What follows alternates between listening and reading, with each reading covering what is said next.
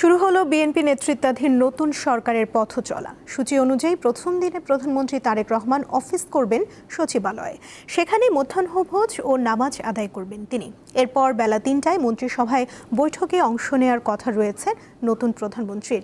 দিনের কর্মসূচির অংশ হিসেবে বিকেল ৪টায় সচিবদের সঙ্গে মতবিনিময় সভায় অংশ নেবেন তিনি। এ বিষয়ে জানাতে প্রশাসনের প্রাণকেন্দ্র সচিবালয় থেকে যুক্ত আছেন সহকর্মী রুবায়েত হাসান। কথা বলবো তার সঙ্গে। রুবায়েত, সচিবালয়ে তারেক রহমানের কার্যক্রম নিয়ে বিস্তারিত জানাবেন। এছাড়া নতুন সরকারের মন্ত্রীদের স্বাগত জানাতে কর্মকর্তা কর্মচারীদের পক্ষ থেকে কি কোনো উদ্যোগ নেওয়া হয়েছে কিনা জানাবেন।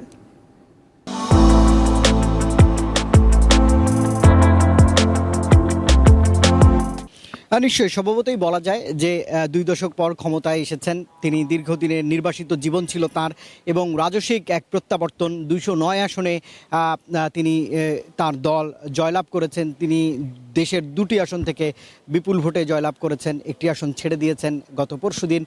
কাল একটি রাজস্বিক দিন ছিল জাতীয়তাবাদী দল বিএনপির জন্য। শপথের আনুষ্ঠানিকতার পর এখন প্রথম কর্মদিবসটা কিন্তু শুরু হয়ে গেছে সকাল থেকে, যেমনটা আপনি খবরে বলছিলেন। কিন্তু আসল যে কর্মদিবস, অর্থাৎ যেখানে বসে আসলে মানুষ অফিস করেন, সেই কার্যালয়ে আসবার কথা রয়েছেন দুপুরের পর, দুপুর অর্থাৎ 12টার কিছু সময় পর।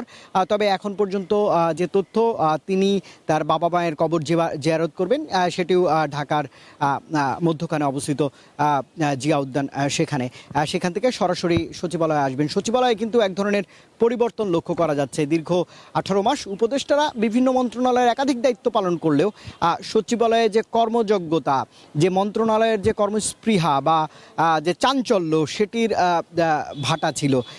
সেই কর্মচাঞ্চল্য গত কয়েক সপ্তাহ ধরেই সচিবালয়ে দেখা যাচ্ছে। কারণ ক্যাবিনেট ডিভিশন থেকে কাজগুলো, অর্থাৎ শপথের আনুষ্ঠানিকতার জন্য এক ধরনের তোড়জোড় ছিল, মন্ত্রীদের ফোনে জানাবার প্রক্রিয়া ছিল। আজ সচিবালয়ে তেমন কর্মব্যস্ত একটি দিন।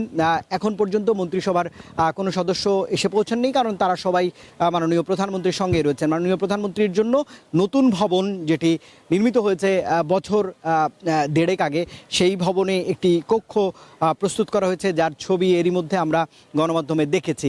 সেখানে তিনি আজ অফিস করবেন, নামাজ আদায় করবেন, দুপুরের আপ্যায়নের ব্যবস্থাপনা রয়েছে। তারপরে বিশেষ মন্ত্রিসভার বৈঠক রয়েছে।